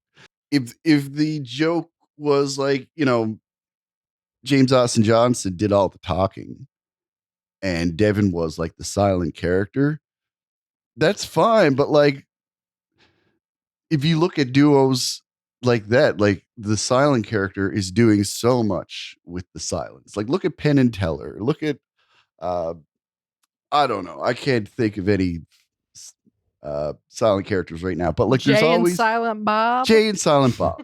Joe Biden and Kamala Harris. They always compensate the silence with like a very animated performance. And like, what the hell was Devin doing? He was just kind of just there, posing, mugging, and then doing his reps, which might I say is basically, he's basically doing an impression of what's that guy's name? Man's Not Hot. Yes, that man is no hot. Yeah. What's his name? 2 + 2 is 4. -1, that's 3. Quick maths. Yeah. Yeah. You know the guy. Yeah. But here's the thing. That is a character played by a comedian. Yeah. And this guy's doing like a straight up impression of that comedian's character. Is this guy just stealing a comedian's character and doing it on SNL? Is this what I'm watching right now? Absolutely not, because that guy had a coat and they have tiny knives. See, so there's just a huge difference between the two characters. The tiny knives thing was so funny. I did like the tiny knives thing. She said, "Oh, thank you. That calmed me down." Thank you for the joke response. I don't know that I've ever seen Steve get that riled up. That was something. Yeah, I mean, I was afraid to like get started because like I feel like I saw something that I'm surprised happened. Basically, Devin Walker was clearly doing Roadman Shack, which is a comedian. He's not a real rapper. He's a character created by a comedian. So it's baffling to me. But you don't feel like James Austin Johnson was doing that. Oh no. James Austin Johnson felt like a real character, like inspired by like grime. Like he's recognizably like part of that scene or whatever. But like he was a funny character and he was made funny. Everything funny about what Devin Walker did is what was funny about what Roadman Shock did, basically. Interesting. Okay. Hot take coming in. Yeah. The greatest artists steal, that's. So perhaps Devin Walker is. He's the greatest artist. We figured it out. That's right. All right. Well, that was a lot on Devin. Let's talk about our repertory players. I think everybody's doing good. I think Andrew Dismukes had a one really standout episode here. I think he's great all the time. But there was that one I think the Michael B. Jordan episode that he was just all over, and that was really cool to see. Kaz, how are you feeling about those repertory players? Are we just talking about Andrew Dismukes or everybody? No, everybody. Oh boy. Okay. I mean, not like one by one, but like, did anyone stand out? You know. Did anyone stand out? Yeah, Katherine, they all stood out. Okay. At the end of the day, they all stood out. They are. I mean, we're talking about the best of the best, on the top of their game, on the greatest show on the greatest network. And NBC is comedy. Okay. But honestly, I think that everybody's doing really good. Andrew Dismukes, like you said, I love him. I love when he leans into the weirdness. I think that's like such his wheelhouse. And when he allows himself to just like get unhinged, that's great. I think Bone Yang just slaying it all over the place. I think he has such a knack for inanimate characters, being the spy balloon. And this is coming off, not the heels, but before he was the iceberg, the Titanic iceberg. I think he just has a knack to give voices to the voiceless. And he just has such a really funny, just a great way of just giving this funny point of view to these things that are talked about. I'll tell you one thing though, As you know, I'm a huge Squirm head. So seeing Sarah Sherman, I feel like we saw a little bit with the roller coaster episode, but I was really hoping to see a little more of her outrageous, insane sketches that she's known for and has been doing. But I didn't see too much of it this time around, unless she had some part of Wing Pit, which we didn't God, I talk loved about. Wing Pit. Wing I Pit- was so sad we didn't talk about Wing Pit. Wing Pit was that Ari Aster. It felt like an Ari Aster comedy. But yeah, I unless she had a hand in that, which also it could have been like a please don't destroy guys like idea as well. I'll stop there and allow someone else to continue on. Steve, Down the how are you list. feeling about the repertory players? The repertory players. Oh, I'm glad we have who we have. It was such a cleansing, uh, losing so many players. But like, I think I've talked about this before. How we were just eating so well from a really smart, well planned setup of people to just to to take up the reins of people who left. There was so much that was going to be lost in one go. I just love who we're left with. Gone but not forgotten. Yeah, like while we still had them and all these dismukes and yangs were coming up, I was loving them very early on and very happy to have them in the cast, getting to know them. By the time they left, these Cecilys and 80s and what have you, Melissa's. I already knew all these people so well, so I felt I was in good hands. And yeah, Dismukes, definitely up there in terms of just like the ideas he brings, the energy. Like it's just so new for the show.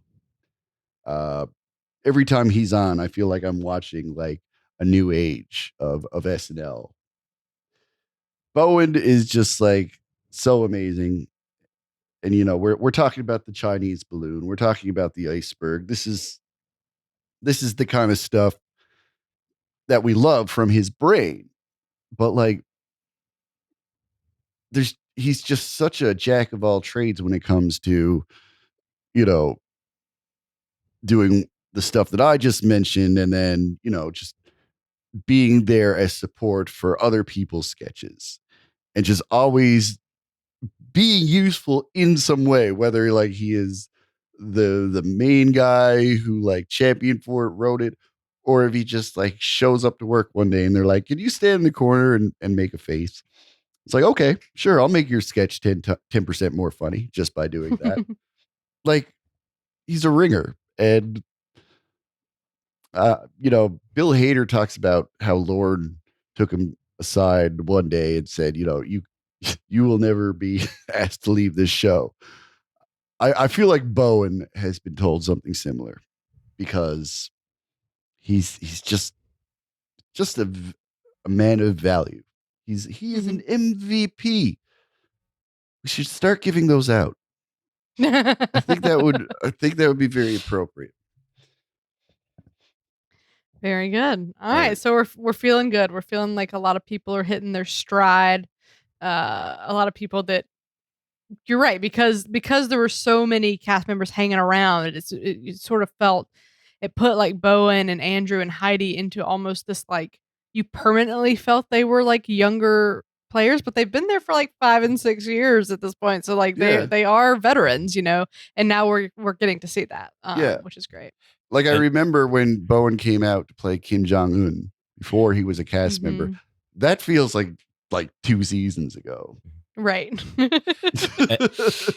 and Chloe Fineman was so good also, like playing straight with the like I was saying, that the cold open that I really enjoyed, the last one with the Chinese balloon one, where she's just the reporter and she's just, I know she's done it kind of like that before, but there was just something about this performance where it was just like so real that if you didn't know who she, like if you turned that on for your grandma or something, she'd probably think that she was like a regular newscaster. Like there was just I think it's just the fact that that the stage is a little less crowded now. Everybody's able to kind of like breathe a little more and not feel maybe anxious about the fact that they're stepping on someone else's toes, or like there's more roles to go around. So now you're really able to see, especially the new people, the new cream that's rising to the top, be able to stretch their wings out, and I love all these mixed metaphors, and be able to really rise like yeast. There's another one. Rise up.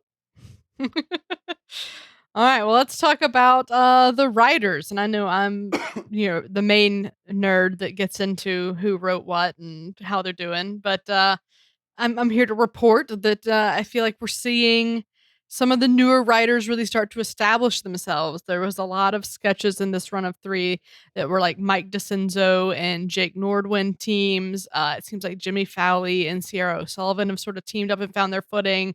And I think these new voices are resulting in some slight shifts to the show that we're seeing. Like we've sort of said about a few things that we feel like maybe they're taking more risks, they're trying varied formats, and just some things that are different that I do think you can feel. And like it's always fun when you can know a writer's voice and you immediately know, like, okay, that's Mikey, that was Julio Torres, that was this. But I've sort of really enjoying seeing more kind of cross pollinations happening, and seeing like, and sometimes like PDD will write something with Celeste Yum, and that's like a slightly different take on stuff. Like it's really interesting to see these newer voices kind of rising up and finding their wings, as Kaz would famously say. So, Yeah. how how did you feel, Kaz, about the overall writing of these 3? And do you have any specific like writers you feel are standing out? Well, I gotta say, everything you just said is news to me, because I thought that Lorne Michaels writes the entire show every time. So I don't even know. No, It's my show. um, I mean, but yeah, no, I mean, you basically kind of like borrowed what you said, like as Kaz was saying. So pretty much, yes, as I was saying, I think that, yeah, we're really kind of like seeing SNL move forward with new writers. I guess this last round, when they plucked up a few new ones, maybe we had some unique voices that were added in. I'm sure that as actors have left, you've probably had a little bit of a change around in the writers' room also. That's probably allowed for this to happen. So yeah, like I said, episode 12 to me just like was absolutely incredible. So I think that we're seeing maybe a new era of SNL as we're getting to the 50th anniversary coming around. I think Lauren is maybe trying to do a shakeup to show people that 50 doesn't mean much. An institution that's been around 50 years can still be relevant, still be fresh. And what's more important for a comedy show, be funny. You're always going to have some naysayers, but I think that we've been discussing a lot of sketches, and you said you sent them out. I mean, you could send a bunch of these out to people to show them that like SNL is still going strong, and they're still got that infusion of fresh blood. We're doing the Keith Richards treatment here to get things running forward. And yeah, I'm really enjoying everything that I'm seeing. Unfortunately, I don't know all the writers by name. I haven't been invited to that Facebook group yet, but but yeah, I have really, like I said, I've really been enjoying what I've been watching, and am looking forward to seeing the rest of the season and how it plays out with all of these people, with all of these writers finding their Cool. this new direction. All right, well, let's talk about our musical guest. Does anybody have anything to add on the musical guests? Yeah, actually, I have a few things I would say about it. With these the last 3 musical guests in the last 3 episodes. First of all, Sam Smith. Was that Sharon Stone in Yes. just randomly being serenaded by a choir? That was, I mean, I guess that was the thing that happened. Yeah. I guess we now have like choir corps is now a thing. So I thought that was, kind of a bold move for them to do, like a choral piece, and then just have a famous actress just like taking a nap while they're doing it. I loved it. I loved the idea of it. Then after that, we get Lil Baby. He's coming out with a full rock band doing a thing, and then he gets Chloe Flowers from the Golden Globes to serenade everybody, which I thought was like a very classy move. But I guess it's in a better context now that she's not like playing people off in the middle of their speech. So that was pretty good. And then Coldplay, not to be outdone, brings the choir back, I guess. Is that the same choir? But then I have to give them credit for somehow also inviting the entire cast of The Masked Singer on stage. I thought that was a bold move. I love to see that sort of like cross pollination of different franchises. Perhaps we'll see more of that. Maybe we'll get the Wiggles on as a special guest. You know what? I'd watch it. Yeah. All right, very good. Well, let's move on to our overall thoughts and ratings. Let's do a little rapid fire action here. I've been having fun with that. Up first is the most memorable moment of the run. Kaz, what is it? I'm stealing Steve's, I think. It's going to be Bowen breaking during the Temecula sketch. Just him like trying, he drops the fork, yes, but then you see him try to cover his face, but he does such a bad job of it because he just wants to keep watching. I loved that moment. I thought that was like so good, and it just added to that chaos of the entire sketch. I agree. It's the delivery of "'cause we're black" and then immediate cut to Bowen just cracking up. That's the moment. That's the most memorable moment. Makes me think that joke wasn't in the original. Like that's something they added maybe at the last minute. Agree. Yeah, I think so too. Steve, what's your moment? It is the "'cause we're black" line. Kaz is a real soothsayer there. It's a funny joke for like several reasons. Like we're already at a breaking point where we just can't handle anything else, and then this is said. It's a perfect moment. Perfect moment. Yes. Let's talk about the most standout sketch, Kaz. Standout sketch, not one that we talked about. I think it's going to be, for me, it's probably going to be maybe the Wing Pit sketch. I think that it was so zany. It's just like with the Temecula one. I didn't choose it because I thought somebody else would, and I didn't want to double dip. But to borrow another, no, is that NBC? I don't know. Anyway, so I didn't want to double dip on that one. So, but yeah, I think that it was it had kind of like tones of like a classic 90s SNL commercial parody, just with like the zaniness and the way that it kind of like heightened and expanded out. Although the ending was very much more modern in its ideas, but yeah, I just thought that it was so chaotic and so insane that's one that anytime I have wings from now on, I'm going to be thinking about worshiping a dark god of poultry. Yeah, I loved Wing Pit. In my notes it says best sketch Wing Pit ? You're right. And because Wing Pit's really good, I also think Mario Kart is up there just because of the production value. The Toyota-thon is probably my favorite. But you know what? Let's give it to Wing Pit because it was really good, and I don't know, just for funsies. Steve, what's your standout sketch? Oh God, it's so tough. I feel like I want to say it's the Lisa sketch, but like we've already sung it so much praises, and we never got a chance to talk about the Coma sketch.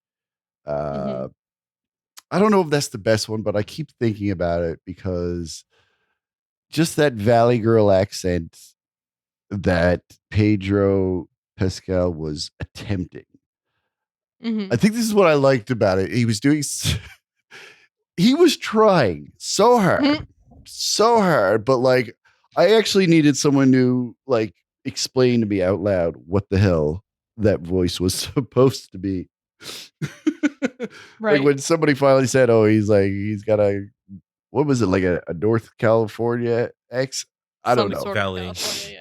Something California or LA. I think LA was mentioned. Yeah. I had no idea what he was doing, and I loved it because it was like he committed to it too, which is what great. So great. Yeah. But let's move on. Let's talk about the best host, Kaz, of the three. Who? Pedro Pascal. I agree, Pedro Pascal. Steve? It is the PP. What a way to say it. That's right.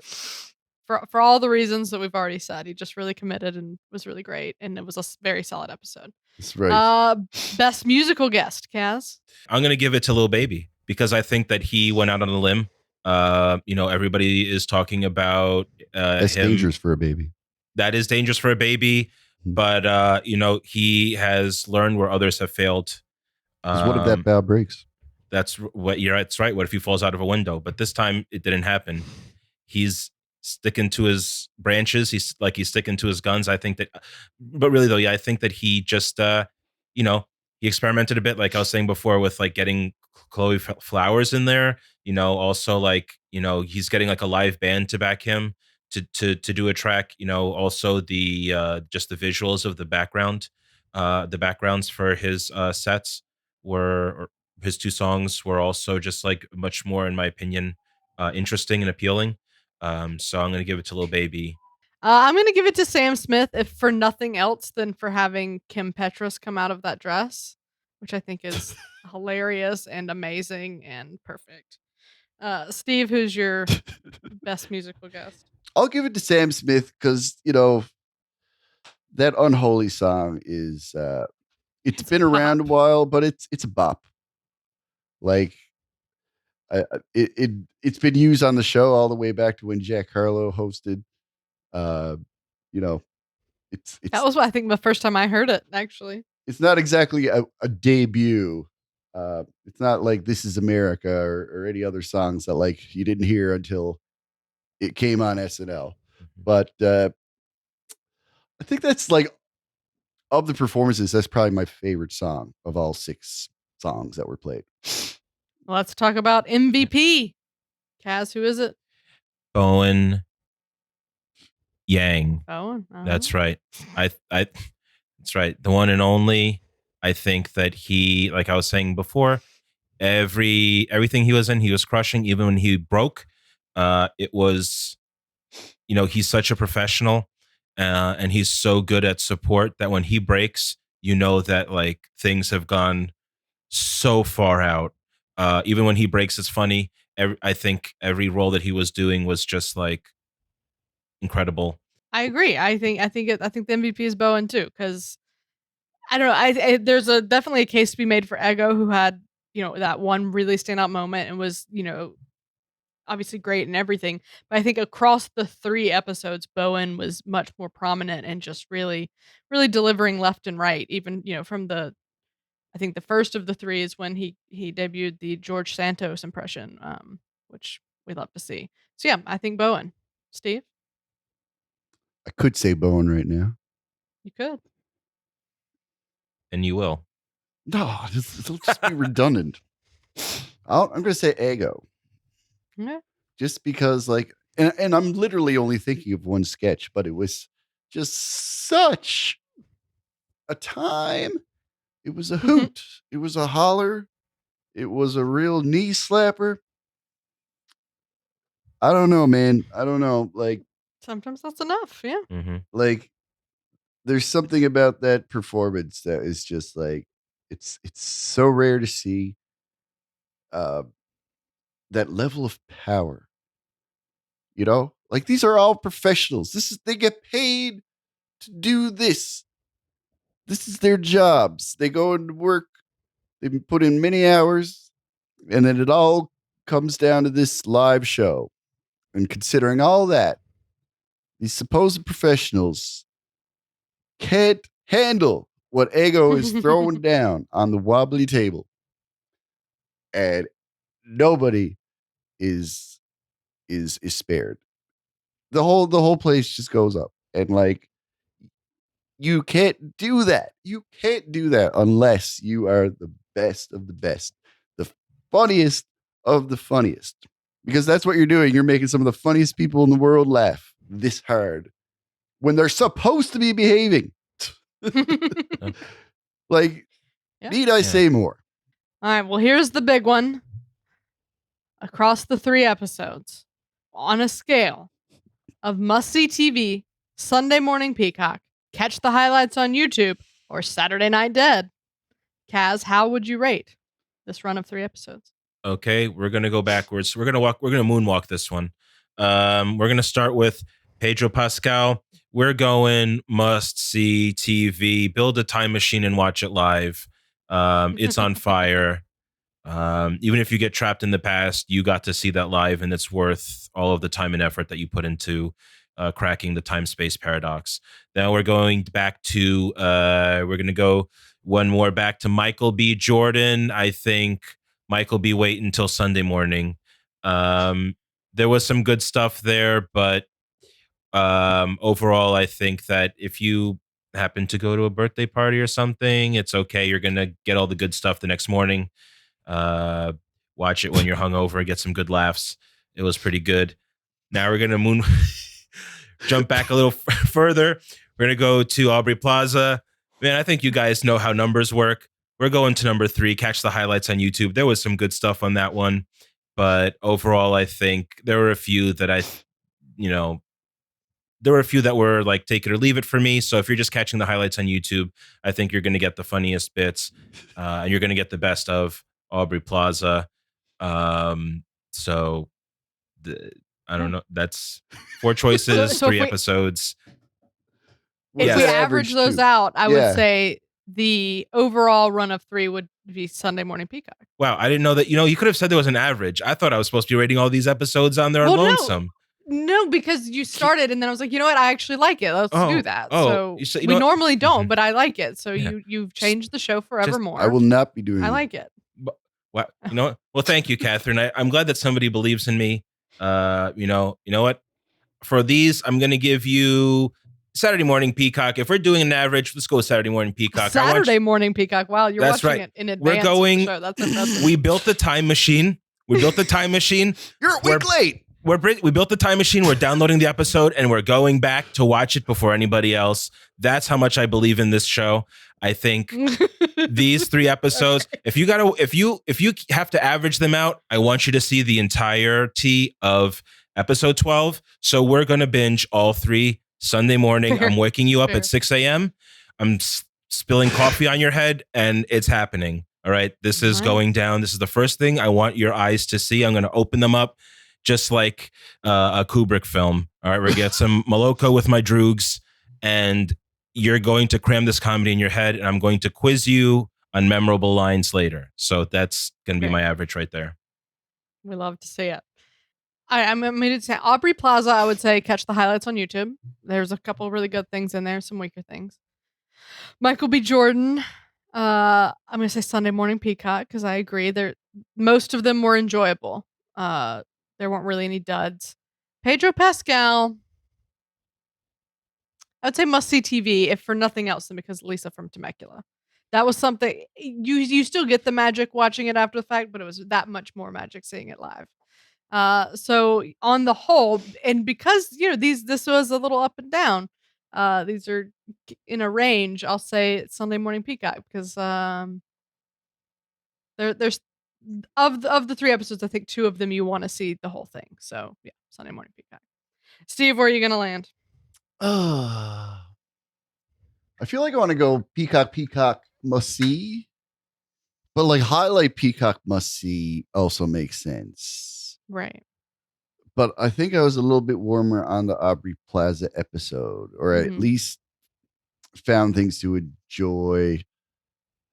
Like I've never seen White Lotus, so Black Lotus was a little bit of a miss for me. But yeah, like I love the Catholic school announcements. I love the Miss Universe. I loved the monologue, and I loved the taboo.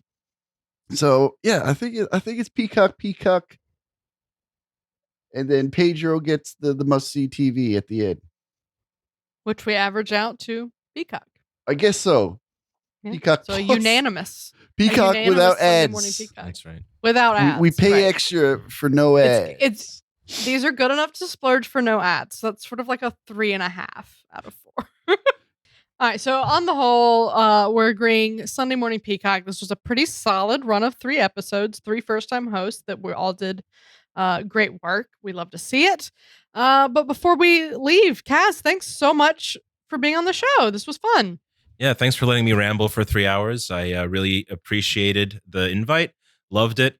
You guys are great. Can't wait to see this episode. And yeah. Do you have anything to plug? Any shows coming up? Do I have anything to plug? In fact, I do. Let me just get out my calendar of events here.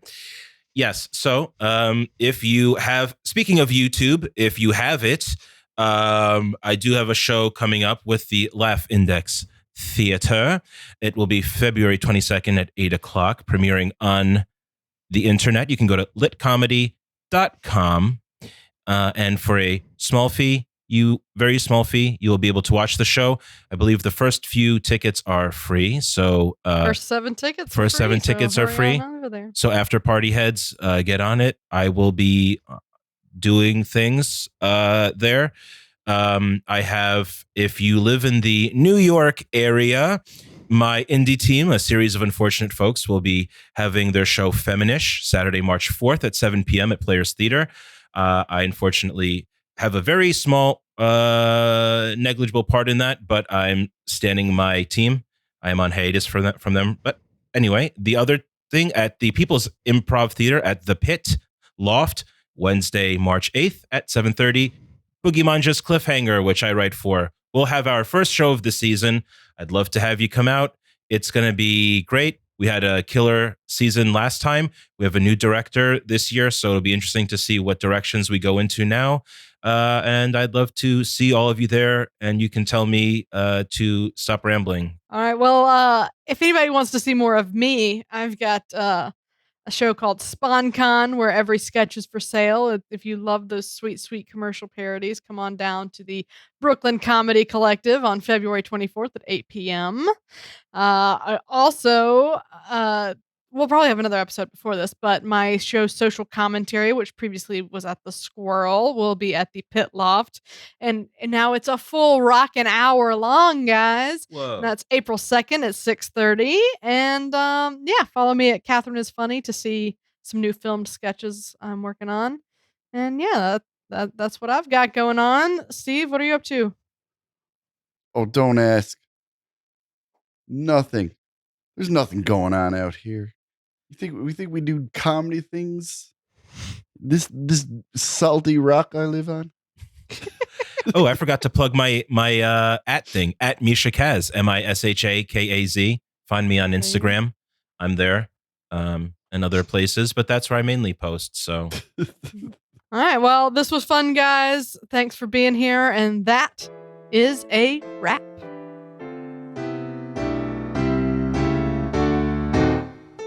Thanks to Steve Finn and Misha Kaz. And thanks as well to our most generous patrons, Justin Gardner, Grace Kogan, and Brian Clark. If you're enjoying our show, please subscribe on YouTube or wherever better podcasts can be found. Your subscription helps us grow, and your support is greatly appreciated. We'll be back in March to discuss SNL's next run of shows. But until then, this has been episode number 168 of the Saturday Night Live Afterparty podcast. I'm Katherine Coleman. That's my story. I'm sticking to it.